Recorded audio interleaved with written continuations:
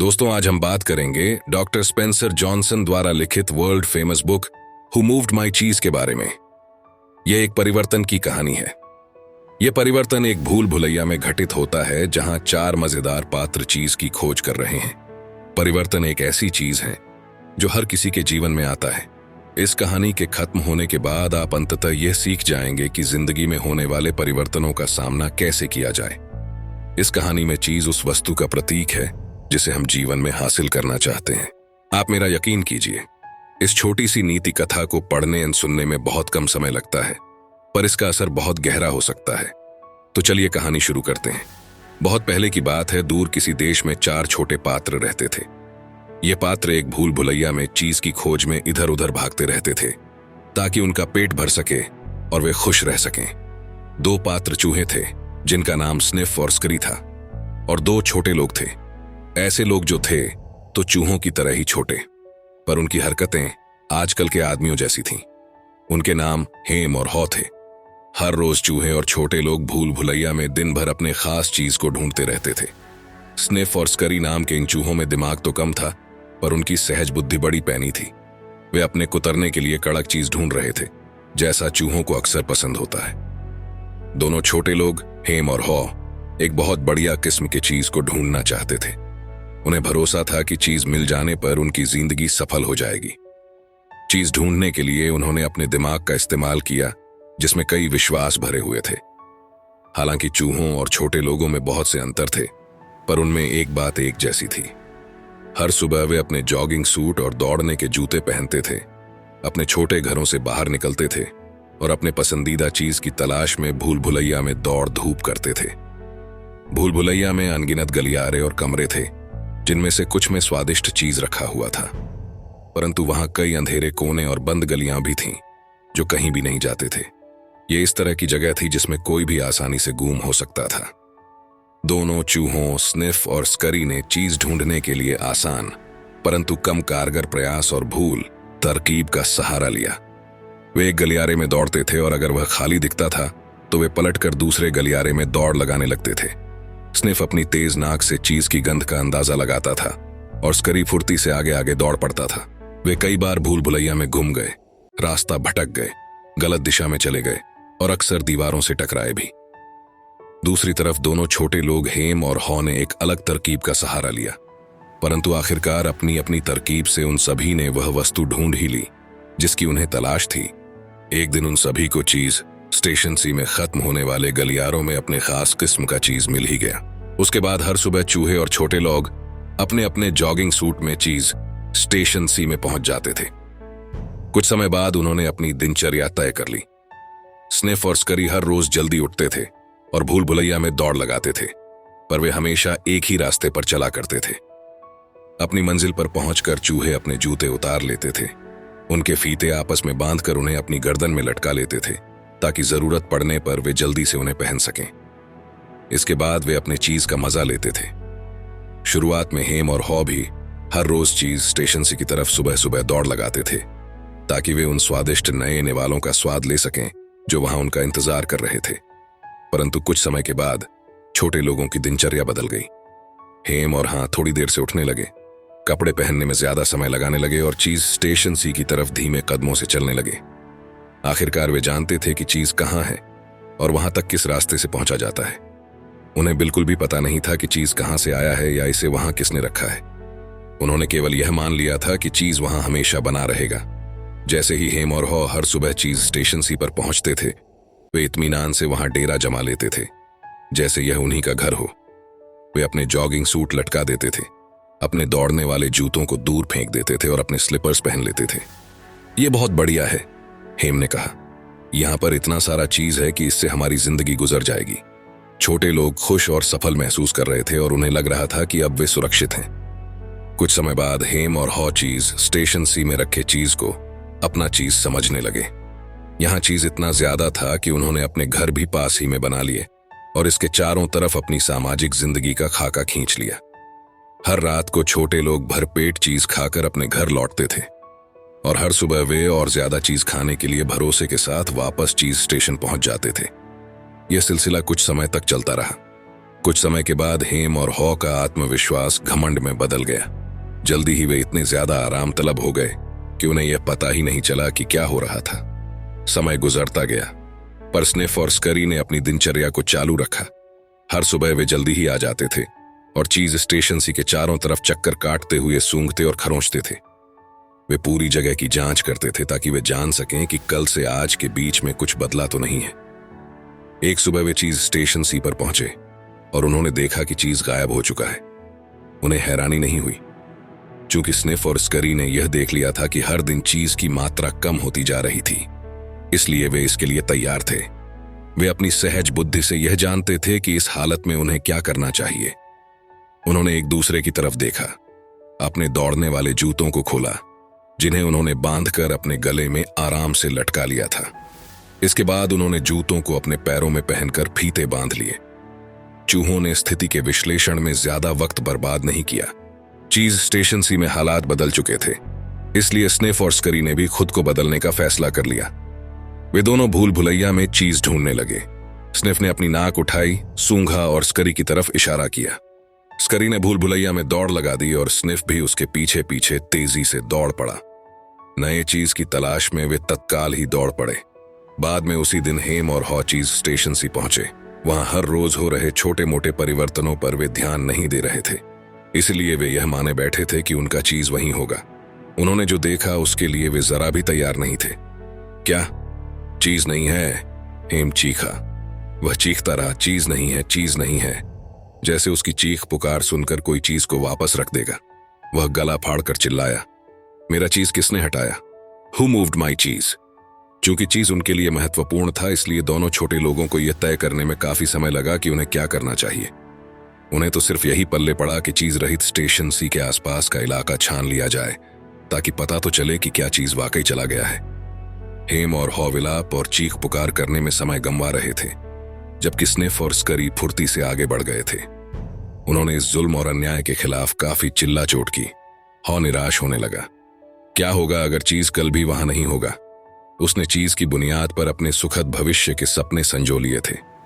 छोटे लोग इस पर भरोसा नहीं कर पा रहे थे। ये किस तरह हुआ होगा? किसी ने उनको चेतावनी नहीं दी थी। ये तो ज्यादती थी, ऐसा तो नहीं होना चाहिए था।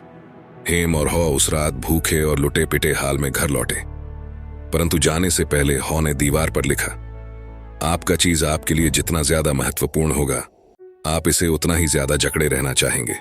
अगले दिन हेम और हाँ अपने अपने घर से निकले और एक बार फिर चीज स्टेशन सी की तरफ लौटे, जहां उन्हें चाहे किसी तरह ही सही उनका चीज मिलने की उम्मीद थी। लेकिन हालात जरा भी नहीं बदले थे। चीज अब भी वहां नहीं था। छोटे लोग समझ नहीं पा रहे थे कि किया क्या जाए। हेम और हॉ पत्थर की मूर्तियों की तरह बिना हिले डुले वहीं खड़े रहे। हॉ ने सुझाव दिया, शायद हमें स्थिति का इतना ज्यादा विश्लेषण नहीं करना चाहिए और चलकर नए चीज की तलाश करना चाहिए। हेम और हाँ अब भी यह तय करने की कोशिश कर रहे थे कि क्या करना चाहिए, जबकि स्निफ और स्करी अपने रास्ते पर काफी आगे पहुंच चुके थे। वे भूल भुलैया में काफी अंदर तक चले गए, गलियारों में ऊपर नीचे, हर चीज स्टेशन में चीज ढूंढते हुए, जहां भी उन्हें उसके मिलने की उम्मीद थी। वे नया चीज ढूंढने के अलावा कुछ भी नहीं सोच रहे थे। उन्हें कुछ समय तक चीज नहीं मिला, जब तक कि वे भूल भुलैया में एक ऐसी जगह नहीं पहुंच गए जहां वे अब तक कभी नहीं गए थे, चीज स्टेशन एन। वे खुशी के मारे चिचियाने लगे। उन्हें वह मिल गया था जिसकी उन्हें तलाश थी, नए चीज का बड़ा सा ढेर। उन्हें अपनी आंखों पर भरोसा ही नहीं हो रहा था। यह चूहों द्वारा देखा गया चीज का सबसे बड़ा ढेर था। इस बीच हेम और हाँ अब भी चीज स्टेशन सी में बैठकर स्थिति की समीक्षा कर रहे थे। अब उन पर चीज न होने के बुरे असर साफ साफ दिख रहे थे। वे कुंठित थे, गुस्सा हो रहे थे और अपनी दुर्दशा के लिए एक दूसरे को दोष दे रहे थे। जितनी स्पष्टता से हॉ नए चीज को ढूंढने और उसका मजा लेने की कल्पना करता था, वह चीज स्टेशन सी को छोड़ने की उतनी ही ज्यादा कल्पना करने लगता था। चलो हम चलते हैं, उसने अचानक कहा। नहीं, हेम ने तत्काल जवाब दिया। मैं इस जगह को पसंद करता हूं। यह आरामदेह है, यह जानी पहचानी है। हेम परिवर्तन का सामना नहीं करना चाहता था और अपने जाने पहचाने दायरे में रहना चाहता था। इसके अलावा बाहर बहुत से खतरे हैं। नहीं, ऐसा नहीं है, हॉ ने तर्क दिया। हम भूल भुलैया के कई हिस्सों में पहले भी दौड़ चुके हैं और हम ऐसा दोबारा भी कर सकते हैं। अब मैं उसके लिए बूढ़ा हो चुका हूं, हेम ने कहा, और मुझे डर है कि मैं कहीं गुम न जाऊं और इस कोशिश में खुद को मूर्ख साबित न कर लूं। क्या तुम ऐसा करना चाहते हो? यह सुनते ही हॉ का असफलता का डर लौट आया और नया चीज ढूंढने की उसकी आशा और इच्छा दोनों ही कम होने लगे। इसके बाद हर रोज छोटे लोग वही करते रहे जो वे इसके पहले किया करते थे। वे चीज स्टेशन सी में जाते थे, उन्हें वहां चीज नहीं मिलता था और वे अपने साथ चिंताओं और कुंठाओं को लेकर घर लौट आते थे। वे अपने साथ हो रही घटनाओं को नकारने की कोशिश कर रहे थे, परंतु उन्होंने पाया कि भूख के कारण नींद लगना दिनों दिन ज्यादा मुश्किल होता जा रहा था।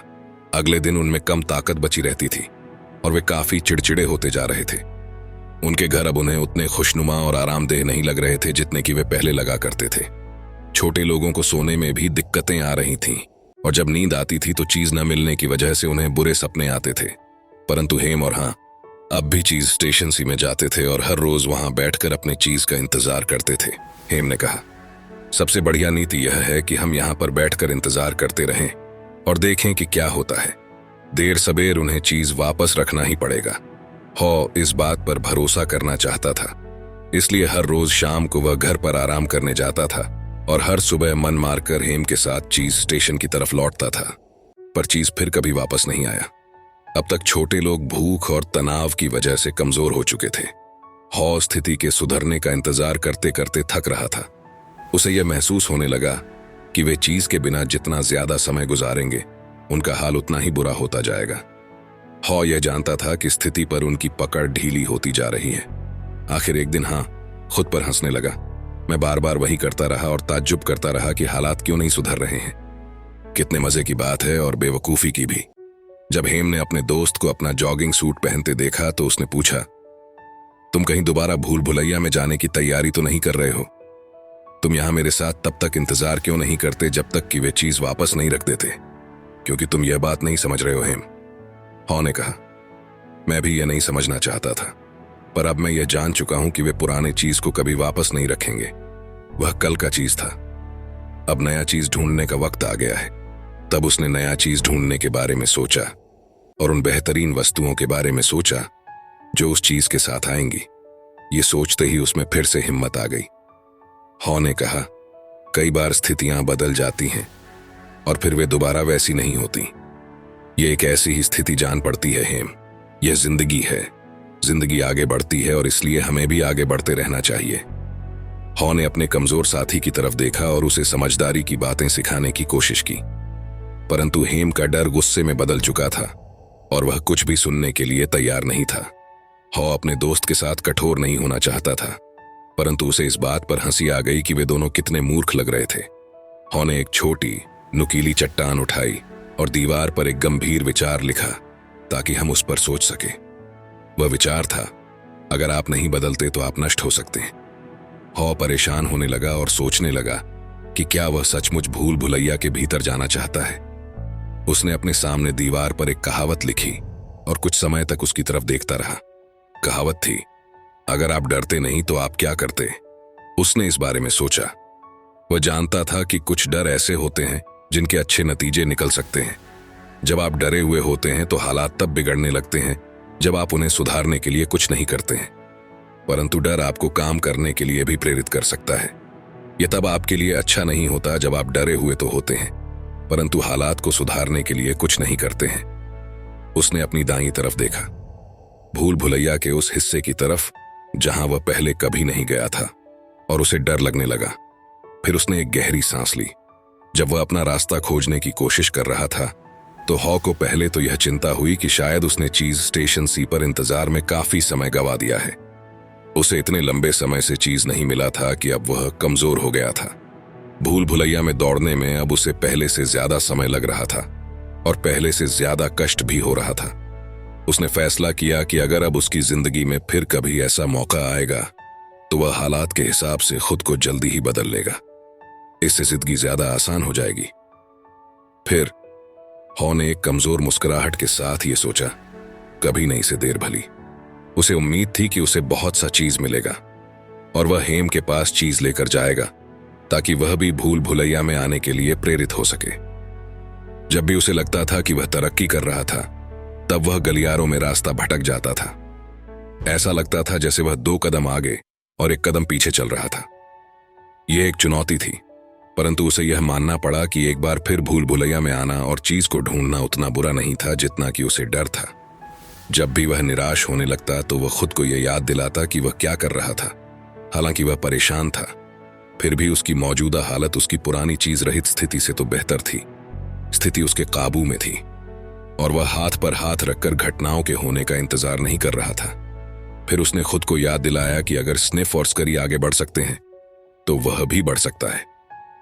बाद में जब हॉ ने पिछली घटनाओं की तरफ मुड़कर देखा तो उसने यह महसूस किया कि स्टेशन सी पर रखा चीज रातों रात गायब नहीं हुआ था जैसा कि उसने पहले सोचा था। वहां रखे चीज की तादाद आखिर में धीरे धीरे कम होने लगी थी और चीज बासी भी होने लगा था। उसका स्वाद उतना अच्छा नहीं रह गया था। हॉ ने अब यह महसूस किया कि इस परिवर्तन से उसे शायद सदमा या अचंभा नहीं हुआ होता अगर वह स्थिति पर शुरू से ही पूरी नजर रखता और परिवर्तन का पहले से अंदाज लगा लेता।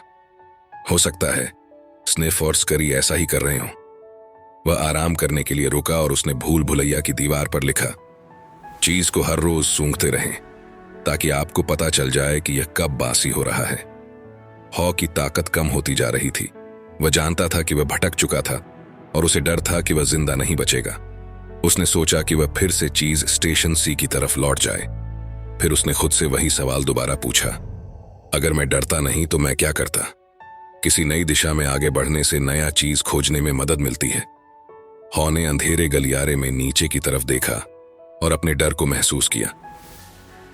उसने यह महसूस किया कि उसके डर उसके हाल को और खस्ता बना रहे हैं, इसलिए उसने वही किया जो वह करता अगर वह डरा हुआ नहीं होता। जब आप अपने डर को जीत लेते हैं तो आप आजाद महसूस करते हैं।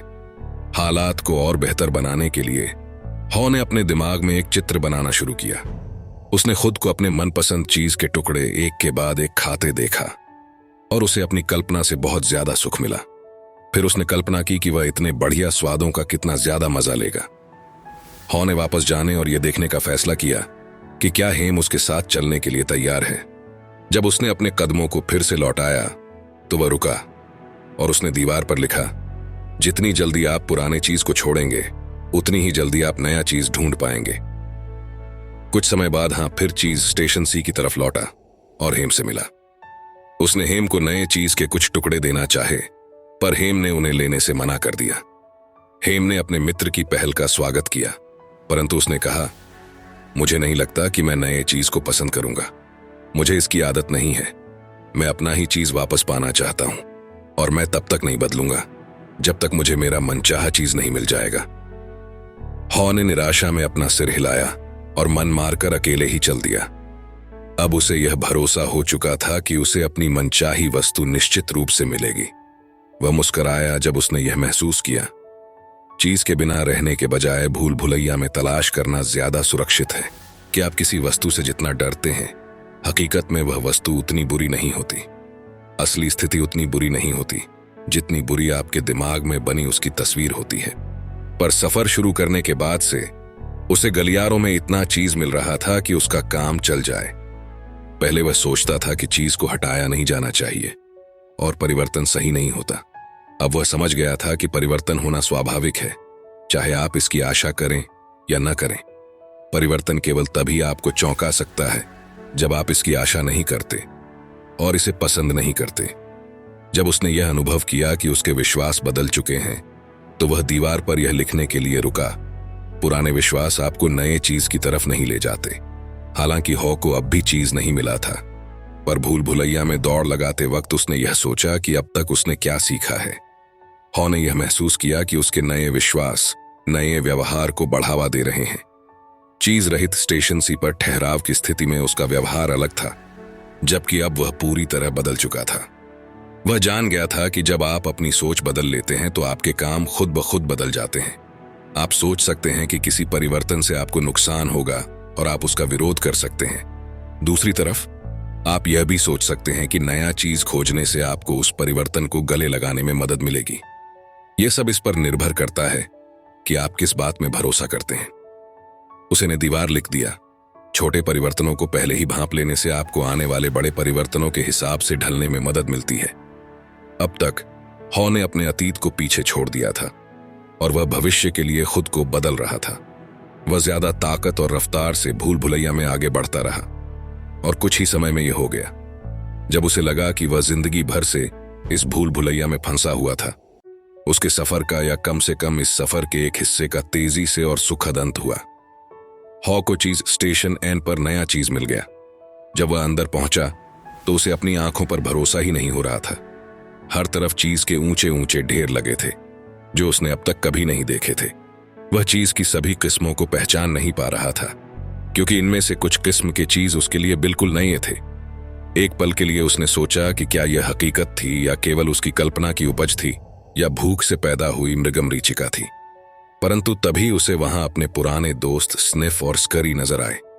स्निफ ने सिर हिलाकर हॉ का स्वागत किया और स्करी ने अपने पंजे उठाकर। उनके छोटे परंतु मोटे पेट बता रहे थे कि वे वहां पर काफी समय से थे। हॉ ने जल्दी से नमस्कार किया और अपने पसंदीदा चीज के टुकड़ों को चखा।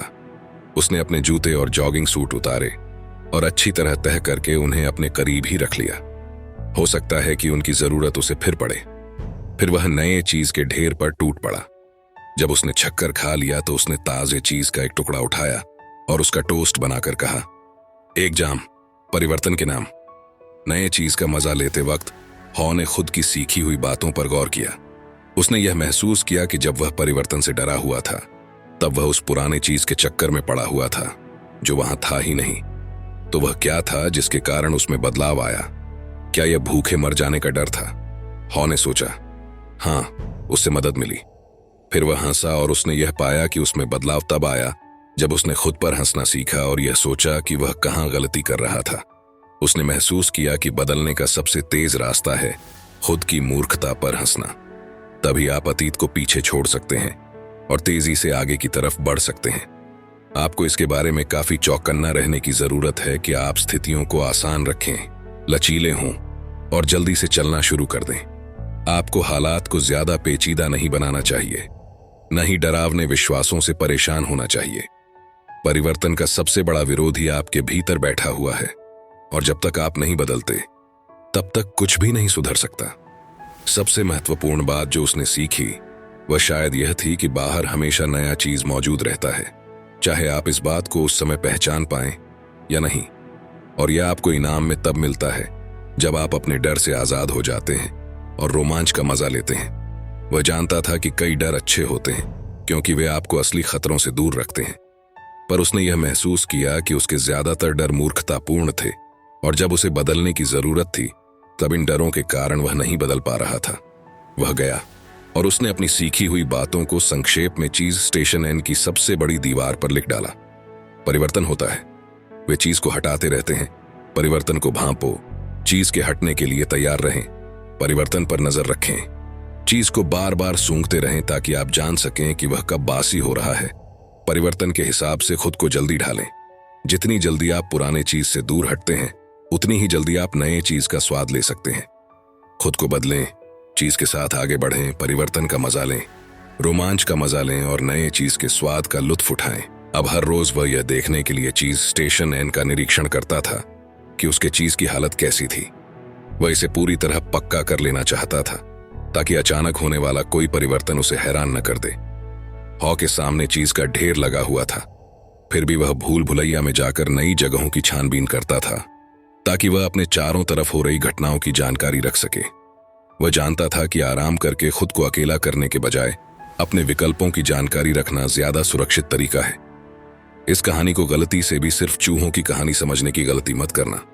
इस कहानी के पात्र काल्पनिक हो सकते हैं, लेकिन यह हर इंसान के जीवन पर बिल्कुल फिट बैठती है। कहानी में भूल भुलैया उस जगह का प्रतीक है जहां आप अपनी मनचाही वस्तु की तलाश करते हैं।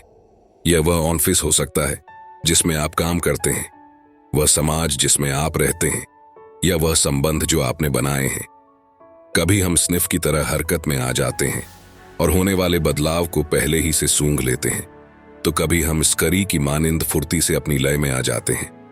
कभी हम हेम हो जाते हैं और बदलाव को नकारते हैं, उसका विरोध करते हैं क्योंकि हमें यह डर सताता है कि इससे हमारा कुछ बुरा न हो जाए।